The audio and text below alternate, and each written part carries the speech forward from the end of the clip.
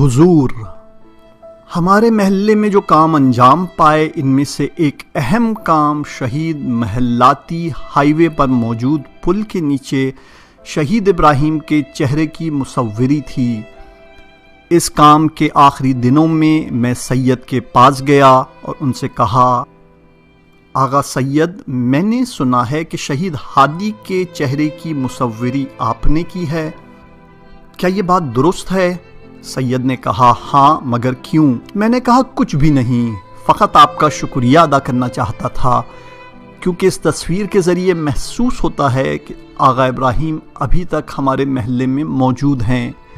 سید کہنے لگے، میں ابراہیم کو نہیں جانتا، اس کے چہرے کی تصویر بنانے کے بس مجھے کچھ چاہیے بھی نہیں تھا، لیکن اس کام کو انجام دینے کے بعد خدا نے میری زندگی میں اتنی بے حساب برکت دی ہے کہ تمہیں بتا نہیں سکتا۔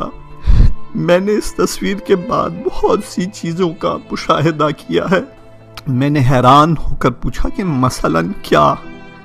انہوں نے جواب دیا، جب میں نے یہ تصویر بنائی اور جلوہ گاہ شہداء نمائش کا انعقاد کیا گیا تو ایک شب جمعہ کو ایک خاتون میرے پاس آئی اور کہنے لگی، آغا، یہ مٹھائی میں نے اس شہید کے لیے بنائی ہے، آپ اسے یہیں تقسیم کر دیں۔ میں نے سوچا کہ شاید یہ خاتون اس شہید کی کوئی رشتہ دار ہے، اس لیے میں نے پوچھ لیا، آپ شہید کو جانتی ہیں؟ اس نے کہا، نہیں۔ اس نے میری حیرت دیکھی تو مزید بتانے لگی، ہمارا گھر یہیں آس پاس ہی ہے، میں زندگی میں کافی مشکلات کا سامنا کر رہی تھی۔ کچھ دن پہلے جب آپ اس تصویر کے کام میں مصروف تھے تو میں یہاں سے گزر رہی تھی۔ میں نے سوچا، خدایا، اگر یہ شہید تیرے نزدیک کوئی مقام رکھتا ہے تو اس کے حق کے صدقے میں میری مشکلات کو حل فرما۔ میں تیرے ساتھ عہد کرتی ہوں کہ نماز کو اول وقت میں پڑھوں گی۔ اس کے بعد میں نے اس شہید کے لیے فاتحہ پڑھی جس کا نام میں نہیں جانتی تھی۔ آپ یقین کریں کہ میری مشکل فوراً حل ہو گئی۔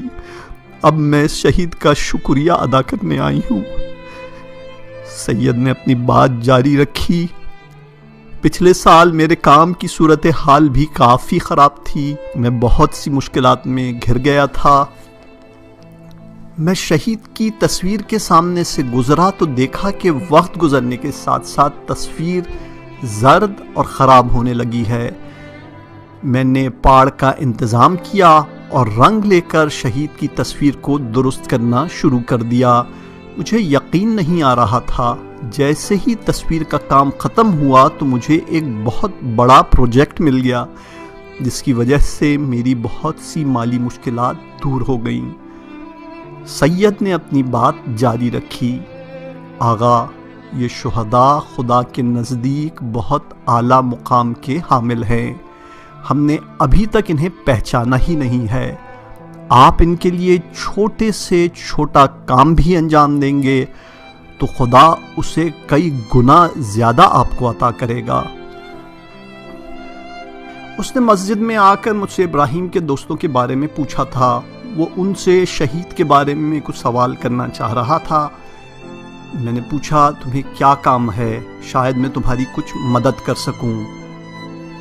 وہ کہنے لگا، کچھ نہیں، میں فقط اتنا جاننا چاہتا ہوں کہ یہ شہید ہادی کون ہے اور اس کی قبر کہاں پر ہے۔ میں سوچ میں پڑ گیا کہ اسے کیا جواب دوں۔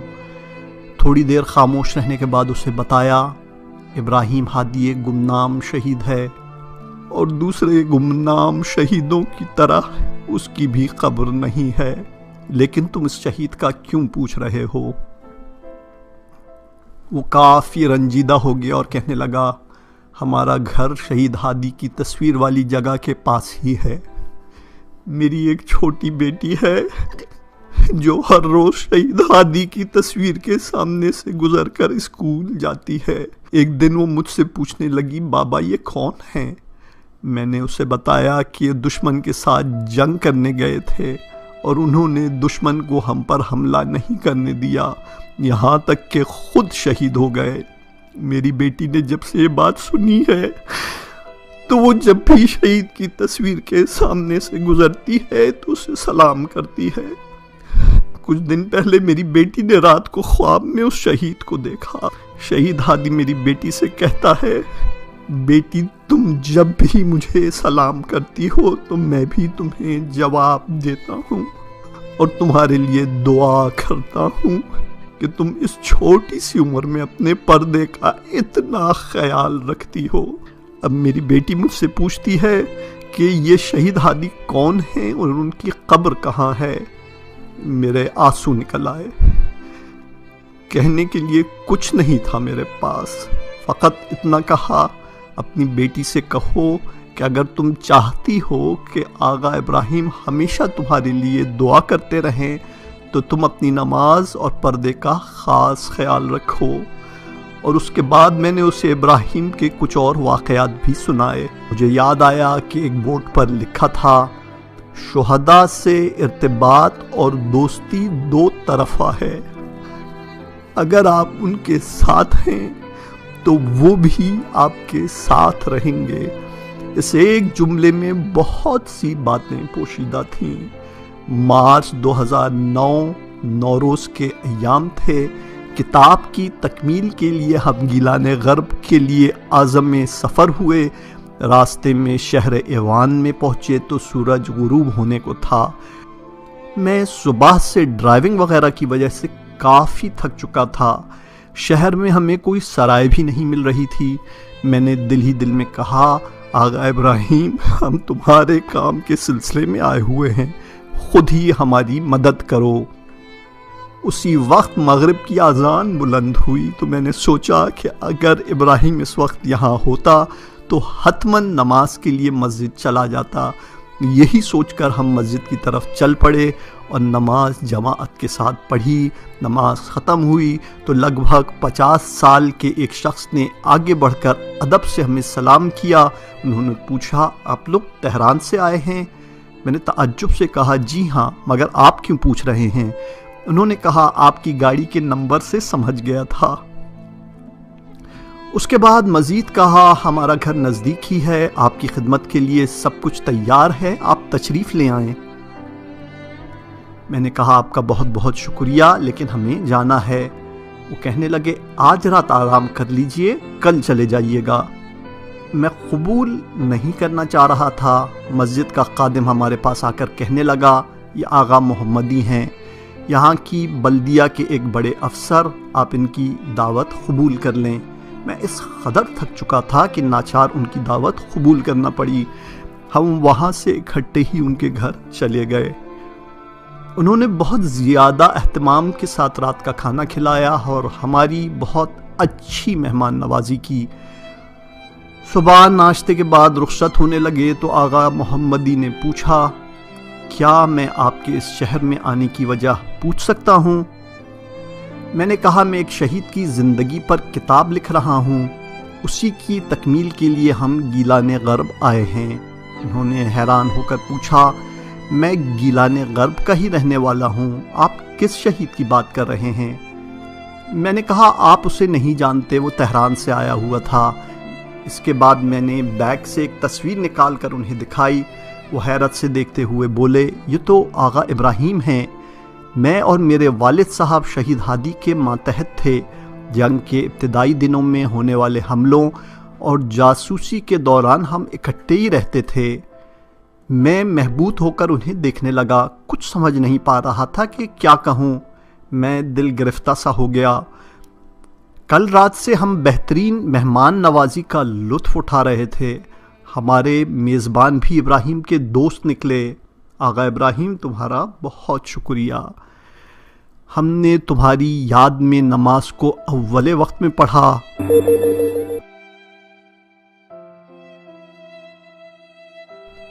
سلام ہو ابراہیم پر۔ جب ہم نے ابراہیم کے بارے میں کچھ کرنے کی ٹھان لی تو اپنی ساری کوششیں صرف کر دیں کہ خدا کی مدد سے ایک بہترین کام کو انجام دے سکیں۔ اگرچہ ہم جانتے ہیں کہ یہ کتاب آغا ابراہیم کے کمالات اور بزرگیوں کے ٹھاٹھے مارتے سمندر کا ایک قطرہ بھی نہیں ہے، لیکن اس پر بھی میں نے ابتدائی سے خدا کا شکر ادا کیا کہ اس نے مجھے اپنے اس خالص اور پاکیزہ بندے سے آشنا کرایا۔ اسی طرح خدا کا اس بات پر بھی شکر ہے کہ اس نے اس کام کے لیے میرا انتخاب کیا۔ اس مدت میں نے اپنی زندگی میں عجیب و غریب قسم کی تبدیلیاں محسوس کی ہیں۔ 2 سال کی محنت سے 60 انٹرویوز، کام سے بھرپور کئی سفر اور کئی بار متن کی ترتیب و تنظیم کے امور انجام پائے۔ میرا دل چاہ رہا تھا کہ کتاب کے لیے کوئی ایسا نام منتخب کیا جائے جو ابراہیم کی روح سے ہم آہنگ ہو۔ حاج حسین سے ملا تو ان سے پوچھا، آپ اس کتاب کے لیے کیا نام تجویز کرتے ہیں؟ انہوں نے جواب دیا، آذان، کیونکہ بہت سے مجاہدین ابراہیم کو اس کی دل نشین آذانوں سے ہی پہچانتے تھے۔ ایک اور دوست نے شہید ابراہیم حسامی کا جملہ یاد دلایا جو انہوں نے ابراہیم ہادی کے لیے کہا تھا، پہلوان عارف۔ لیکن میں نے اپنے ذہن میں اس کتاب کا نام معجزہ آذان انتخاب کر لیا۔ میں رات کو انہی موضوعات کے بارے میں سوچ رہا تھا۔ میز کے ایک کونے میں قرآن مجید رکھا ہوا تھا۔ میری توجہ اس طرف گئی۔ قرآن اٹھا کر دل میں کہا، خدایا یہ کام تیرے صالح اور گمنام بندے کے لیے تھا۔ میں چاہتا ہوں کہ اس کتاب کے نام کے لیے قرآن سے مشورہ لے لوں۔ پھر خدا سے کہا، یہاں تک سارا کام تیرے لطف و کرم ہی کی بدولت انجام پایا ہے۔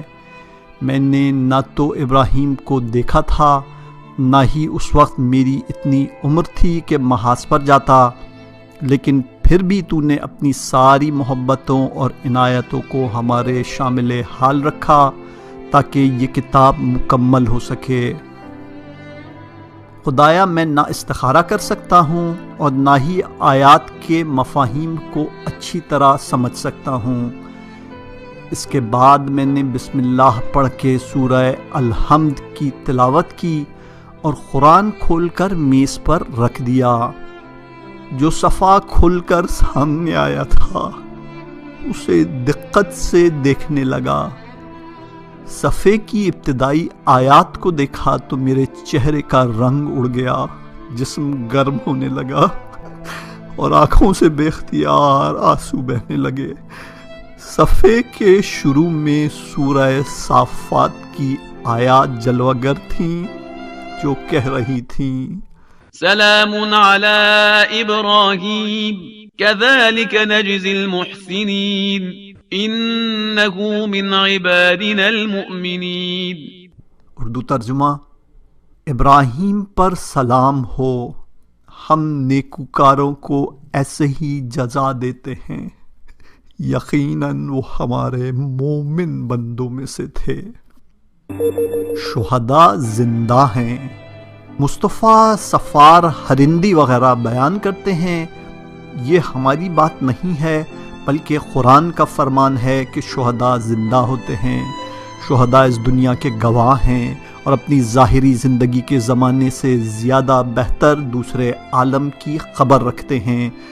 اس کتاب کی تیاری کے لیے اوقات جمع کرنے کے دوران بارہا دست خداوندی کی عنایات اور آقا ابراہیم کی حمایت کا مشاہدہ ہوا۔ کئی بار تو وہ خود آئے اور رہنمائی کی کہ کس کے پاس جا کر انٹرویو کریں، لیکن بہت ہی سخت اور مشکل حالات میں ہم نے آقا ابراہیم اور دوسرے شہداء کے وجود کو محسوس کیا۔ ان کا یہ حضور ان حادثوں اور فتنوں کے بارے میں زیادہ شدت سے محسوس ہوا جو جنگ کے بعد والے سالوں میں پیش آئے۔ جولائی 1999 کے ایام میں ایک ایسے فتنے نے سر اٹھایا جس سے نظام اسلامی کے دشمنوں کے دل باغ باغ ہو گئے، مگر خدا کا ارادہ یہ تھا کہ انجام کار بدبختی اور ذلت فتنہ گروں کا مقدر بنے۔ پہلی رات جس میں یہ فتنہ اٹھا اور جس وقت کسی کو حالات کے خراب ہونے کی خبر نہیں تھی، میں نے خواب میں کمانڈر شہید محمد بروجردی کو دیکھا۔ انہوں نے مسجد کے سب جوانوں کو جمع کیا اور انہیں تہران کے چوراہے پر لے گئے، بالکل اسی طرح جب امام خمینی ایران میں داخل ہوئے تھے۔ اور 12 بہمن کو انتظامات کی ذمہ داری بھی بروجردی ہی کے سر تھی۔ میں بھی مسجد کے دوستوں کے ساتھ برادر بروجردی کے پاس موجود تھا۔ اچانک میری نظر پڑی کہ ابراہیم ہادی، جواد، رضا اور ہمارے دوسرے شہید دوست بھی برادر بروجردی کے پاس کھڑے ہیں۔ میں بہت ہی خوش ہوا، ان کی طرف جانا چاہتا تھا تو دیکھا کہ برادر بروجردی کے ہاتھ میں ایک کاغذ ہے اور حملوں کے دنوں کی طرح تہران کے مختلف علاقوں میں ذمہ داریاں انجام دینے کے لیے اپنی فوجوں کو تقسیم کر رہے ہیں۔ انہوں نے ابراہیم سمیت اپنے تمام ماتحتوں کو تہران یونیورسٹی کے اطراف میں مختلف جگہوں پر پھیلا دیا۔ اگلی صبح میں نے اس خواب پر کافی غور کیا کہ اس کی کیا تعبیر ہو سکتی ہے، یہاں تک کہ ہمارے بہت سے دوستوں نے فون کر کے تہران یونیورسٹی کے اطراف میں ہونے والے ہنگاموں اور یونیورسٹی اسٹریٹ میں ہونے والے حادثے کی خبر دی۔ میں نے جیسے ہی یہ خبر سنی تو گزشتہ رات میں دیکھا گیا اپنا خواب ذہن میں گھومنے لگا۔ سن 1999 کا یہ فتنہ بہت ہی جلد اپنے اختتام کو پہنچ گیا۔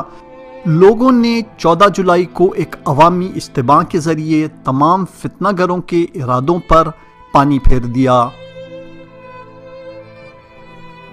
اس دن میں نے علی نصر اللہ کو دیکھا، وہ اپنی خراب حالت کے باوجود اس عوامی مارچ میں شرکت کرنے کے لیے آئے ہوئے تھے۔ میں نے انہیں بتایا، حاج علی، اس سارے فتنے کو شہداء نے ختم کیا ہے۔ حاج علی نے پلٹ کر مجھے دیکھا اور جواب دیا، کیا ان کے علاوہ بھی کوئی کر سکتا ہے؟ خاطر جمع رکھو، یہ شہداء ہی کا کام تھا۔ اینا تذہبون، تم کہاں چلے گئے؟ خانم رسولی وغیرہ بیان کرتے ہیں کہ دفاع مقدس کے دوران میں اپنے شوہر کے ساتھ محاذ پر گئی۔ میرے شوہر شہید انداز کو گروپ میں ہوتے تھے اور میں گیلان غرب ہسپتال میں میڈیکل سٹاف میں سے تھی۔ ابراہیم ہادی کو میں نے پہلی بار وہاں دیکھا تھا۔ ایک دفعہ جب کچھ شہداء کے اجساد ہسپتال میں لائے گئے تو برادر ہادی نے آ کر کہا، آپ خواتین آگے نہ آئیں، شہداء کے کچھ پیکر ملے ہیں اور مجھے ان کی شناخت کرنی ہے۔ اس کے بعد کئی بار ان کی ملکوتی آواز سنی، وہ بہت ہی خوبصورت آواز کے مالک تھے۔ جب دعا میں مشغول ہوتے تو سب کی حالت تبدیل ہو جاتی۔ میں نے دیکھا کہ بسیجی ابراہیم کے عاشق تھے، ان کے آس پاس کی جگہ ہمیشہ مجاہدین سے بھری رہتی۔ یہاں تک کہ 1982 کے اوائل میں وہ لوگ جنوب چلے گئے اور میں تہران واپس آ گئی۔ کچھ سال کے بعد ایک دفعہ میں 17 شہریار روڈ سے گزر رہی تھی کہ اچانک آغا ابراہیم کی ایک تصویر ایک دیوار پر نظر آئی۔ میں نہیں جانتی تھی کہ وہ شہید یا مفقود ہو گئے ہیں۔ اس دن کے بعد سے ہر شب جمعہ ان اور دوسرے شہداء کے ایصال ثواب کے لیے 2 رکعت نماز پڑھتی ہوں۔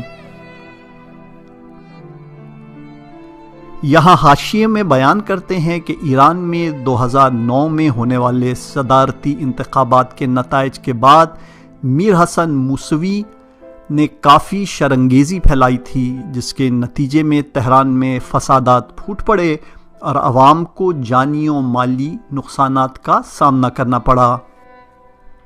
یہاں سے کتاب کی طرف واپس آتے ہیں۔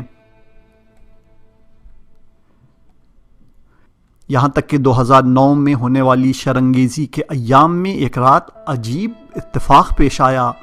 میں نے خواب میں دیکھا کہ آغا ابراہیم اپنا زیبا اور نورانی چہرہ لیے ایک سرسبز ٹیلے پر کھڑے ہیں۔ ان کے پیچھے بہت سے خوبصورت درخت بھی نظر آ رہے تھے۔ پھر دیکھا کہ ان کے 2 دوست جنہیں میں پہچانتی تھی ٹیلے کے نیچے ایک دلدل میں ہاتھ پاؤں مار رہے ہیں۔ وہ نکلنا چاہتے ہیں مگر جتنے ہاتھ پاؤں چلاتے ہیں اتنے ہی مزید دھستے چلے جاتے ہیں۔ ابراہیم نے ان کی طرف منہ کر کے یہ آیت پڑھی، اینا تذہبون، کہاں جا رہے ہو؟ لیکن وہ کوئی پرواہ ہی نہیں کرتے۔ میں کافی دیر تک اس خواب کے بارے میں سوچتی رہی کہ اس کی تعبیر کیا ہو سکتی ہے۔ ایک دن میرا بیٹا یونیورسٹی سے واپس آیا تو خوشی خوشی میرے پاس آ کر کہنے لگا، ماں آپ کے لیے ایک تحفہ لایا ہوں۔ اس کے بعد اس نے اپنے ہاتھ میں ایک کتاب اٹھاتے ہوئے کہا، شہید ابراہیم کی کتاب چھپ گئی ہے۔ کتاب کی جلد پر ان کی تصویر دیکھتے ہی میرے چہرے کا رنگ اڑ گیا۔ میرا بیٹا ڈر گیا۔ اس نے پوچھا، ماں کیا ہوا؟ میں تو سوچ رہا تھا آپ خوش ہو جائیں گی۔ میں نے اس سے کہا، اس کتاب کو دیکھو، میں نے جلد پر بنے ہوئے اسی منظر کو خواب میں دیکھا تھا۔ ابراہیم ہادی مجھے اسی حالت میں دکھائی دیے تھے۔ اس کے بعد میں کتاب پڑھنا شروع ہو گئی۔ جب میں سمجھ گئی کہ میرا خواب سچا تھا تو میں نے اپنے شوہر کے توسط سے ابراہیم کے زمانے کے بسیجیوں میں سے ایک کو فون کیا۔ ہم نے ان سے پوچھا کہ کیا انہیں ان افراد کے بارے میں کوئی اطلاع ہے جنہیں میں نے خواب میں دیکھا تھا۔ مختصر یہ کہ تحقیق کے بعد معلوم ہوا کہ 2 افراد اپنے سابقہ جہاد اور مقام و مرتبے کے باوجود فتنہ گروں کی حمایت کر رہے ہیں اور رہبر انقلاب کے مقابلے میں آن کھڑے ہوئے ہیں۔ اگرچہ خوابوں کی کوئی شرعی حیثیت نہیں ہوتی، لیکن میں نے اپنا وظیفہ سمجھا کہ انہیں فون کر کے اپنے خواب سے آگاہ کروں۔ خدا کا شکر ہے کہ وہ خواب کافی مؤثر ثابت ہوا۔ ابراہیم ایک بار اپنے دوستوں کے لیے پھر ہادی ثابت ہوا۔ یادگاری مزار۔ شہید ابراہیم کی بہن بیان کرتی ہیں کہ ابراہیم کے بعد میری حالت کافی دگرگوں ہو گئی تھی۔ وہ میری زندگی تھا۔ میں اس سے بہت محبت کرتی تھی۔ وہ صرف بھائی ہی نہیں تھا بلکہ ہمارا استاد اور مربی بھی تھا۔ بارہا وہ مجھ سے حجاب کے حوالے سے گفتگو کرتا اور کہتا، چادر جناب زہرا صلوات اللہ علیہا کی یادگار ہے۔ ایک عورت کا ایمان اسی وقت کامل ہوتا ہے جب وہ حجاب کا خیال رکھے۔ جب ہم گھر سے باہر یا کسی دعوت میں جانا چاہتے تو وہ ہمیں نامحرموں کے ساتھ سلوک کے بارے میں خصوصی نصیحت کرتا، لیکن کبھی بھی امر و نہی نہیں کرتا تھا۔ نصیحت کرنے میں بھی تربیت کے اصولوں کا خیال رکھتا تھا۔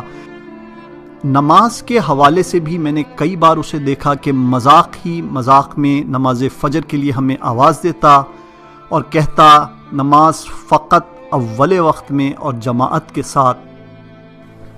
وہ اپنے دوستوں کو ہمیشہ اذان کہنے کی تلقین کرتا۔ اس کا کہنا تھا، تم جہاں کہیں بھی ہو، حتیٰ کہ اگر موٹر سائیکل پر بھی سوار ہو تو جیسے ہی اذان کی آواز سنائی دے، موٹر سائیکل روک کر اونچی آواز میں اذان دو اور اپنے پروردگار کو پکارو۔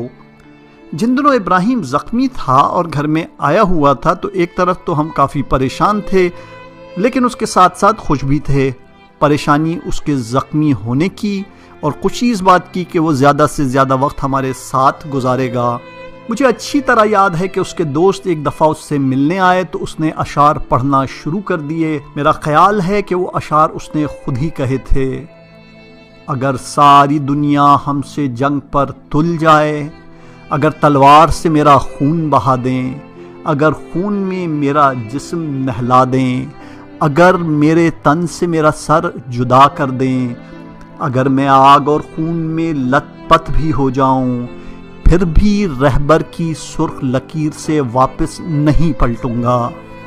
میں نے بارہا سن رکھا تھا کہ ابراہیم جب اپنے دوستوں سے اس بات کو سنتا کہ ہم محاذ پر شہید ہونے کے لیے جا رہے ہیں تو اسے بالکل اچھا نہیں لگتا تھا۔ وہ اپنے دوستوں سے کہا کرتا تھا، ہمیشہ یہ کہو کہ ہم آخری سانس تک اسلام اور انقلاب کی خدمت کریں گے۔ اگر خدا نے چاہا اور ہمارے امتحان میں 100 نمبر پورے ہو گئے تو اس وقت بے شک ہم شہید ہو جائیں، لیکن جب تک ہمارے پاس قوت اور ہمت ہے تو ہمیں اسلام کی خاطر مقابلہ کرنا ہے۔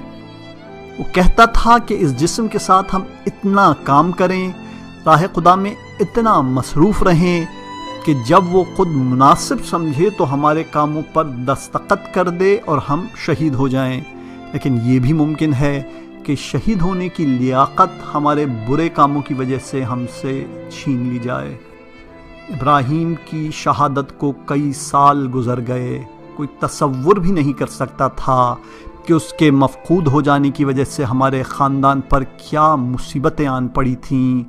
اماں تو اس کے گم ہونے سے بالکل ہی ڈہ گئی تھیں۔ یہاں تک کہ 2011 میں میں نے سنا کہ قبرستان بہشت زہرا علیہ السلام میں ایک گمنام شہید کی قبر پر ابراہیم کی یادگار بنانے کا فیصلہ کیا گیا۔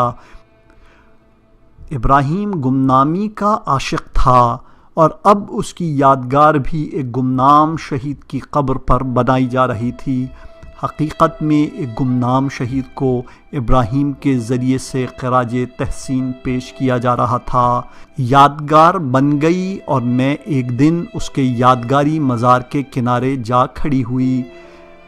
پہلے دن جب میں ابراہیم کی قبر کے پاس کھڑی ہوئی تو ایک دفعہ میرا بدن لرز کر رہ گیا، چہرے کا رنگ اڑ گیا اور میں حیرت سے اپنے آس پاس دیکھنے لگی۔ ہمارے کچھ رشتہ داروں کی بھی یہی حالت تھی۔ ہمیں ایک واقعہ یاد آ گیا جو 30 سال پہلے اسی جگہ پیش آیا تھا۔ خرم شہر کی آزادی کے لیے کیے جانے والے حملے کے فوراً بعد میری والدہ کے چچا زاد حسن سراجیان شہید ہو گئے تھے۔ ان دنوں ابراہیم زخمی تھا اور عصا کے سہارے چلا کرتا تھا، لیکن پھر بھی وہ ان کی شہادت پر بہشت زہرا علیہ السلام میں آیا ہوا تھا۔ جب حسن کو دفنا چکے تو ابراہیم نے آگے بڑھ کر کہا، بہت خوش قسمت ہو حسن، کتنی اچھی جگہ پر ہو، خطہ 26 مین روڈ کے بالکل پاس۔ جو بھی یہاں سے گزرے گا تمہارے لیے ایک فاتحہ پڑھے گا اور تمہیں یاد کرے گا۔ اس کے بعد اس نے کہا، مجھے بھی تمہارے ہی پاس آنا چاہیے، دعا کرو کہ میں بھی اسی جگہ آ جاؤں۔ اس کے بعد اس نے اپنا عصا زمین پر مارا، حسن کی قبر سے چند قبروں کے فاصلے پر ایک جگہ کی طرف اشارہ کیا۔ کچھ سال گزرے تو عین اسی جگہ پر جو ابراہیم نے دکھائی تھی ایک گمنام شہید کو دفن کیا گیا، اور اس کے بعد عجیب و غریب حالات میں ابراہیم کا یادگاری مزار بھی اسی جگہ بنا دیا گیا جہاں اس کی خواہش تھی۔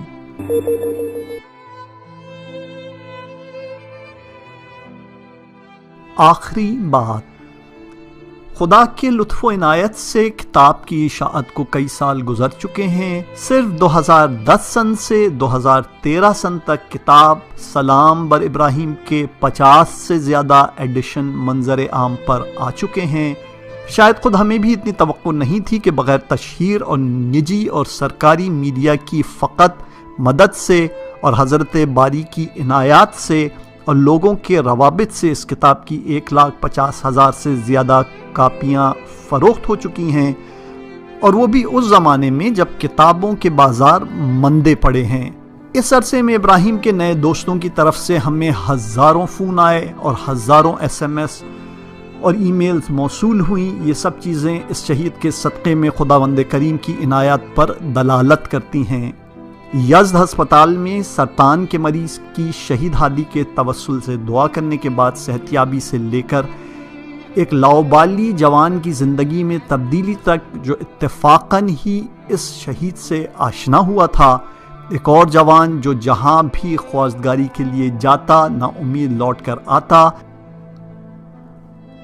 جب اس نے خدا کو شہید ہادی کے حق کی قسم دی تو ایک ایسے گھر میں اس کی آخری خواستگاری کامیابی سے ہمکنار ہوئی جہاں شہید ہادی کی تصویر سجی تھی، اور انہوں نے بھی اس شہید کے توسل سے یہی دعا کی۔ ان کے علاوہ وہ بہت سے جوان بھی جنہوں نے ابراہیم کے عشق میں پہلوانی کے اکھاڑے میں جانا شروع کر دیا اور خدا کی خوشنودی کو مرکز و محور بناتے ہوئے اپنے تمام کاموں کو منظم کرنے لگے۔ ان سالوں میں کوئی ایسا دن نہ تھا کہ ہم اس کی یاد سے جدا رہیں، ہماری زندگی اس کی یاد سے منسلک ہو کر رہ گئی تھی۔ ابراہیم نے ایک ایسا راستہ ہموار کر دیا تھا کہ خدا کی عنایات کی بدولت 30 سے زیادہ اور کتابیں بھی مرتب ہو گئیں۔ جو راستہ اس نے ہمیں دکھایا تھا اس کے ذریعے دسیوں ایسے گمنام شہیدوں کے چہرے اسلامی معاشرے کے سامنے ابھر کر آئے جو اس سرزمین کی مختلف مقامات پر گوشہ گمنامی میں پڑے ہوئے تھے۔ ایسی کتابیں مرتب ہو گئیں جن کے دسیوں ایڈیشن چھپے اور تقسیم ہوئے۔ شاید پہلے دن سے ہمیں اس چیز کی کوئی توقع نہیں تھی کہ ایسا ہوگا، لیکن ہمارا پیارا ابراہیم اخلاص و بندگی کا نمونہ دوسرے ممالک اور اقوام کے جوانوں کے لیے بھی ایک عملی اخلاق کا آئیڈیل بن کر سامنے آیا۔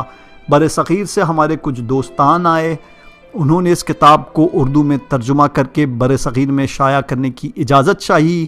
ان کا کہنا تھا کہ ابراہیم اس خطے کے مسلمانوں کے لیے ایک بہترین نمونہ ہے۔ فروری 2014 میں پہلا اردو ترجمہ شائع ہوا۔ اس کے بعد کچھ غیر ملکی دوستوں نے انگریزی میں اس کتاب کے ترجمے کی خواہش ظاہر کی۔ ان کا ماننا تھا کہ ابراہیم تمام انسانوں کے لیے اخلاق کا عملی نمونہ ہے۔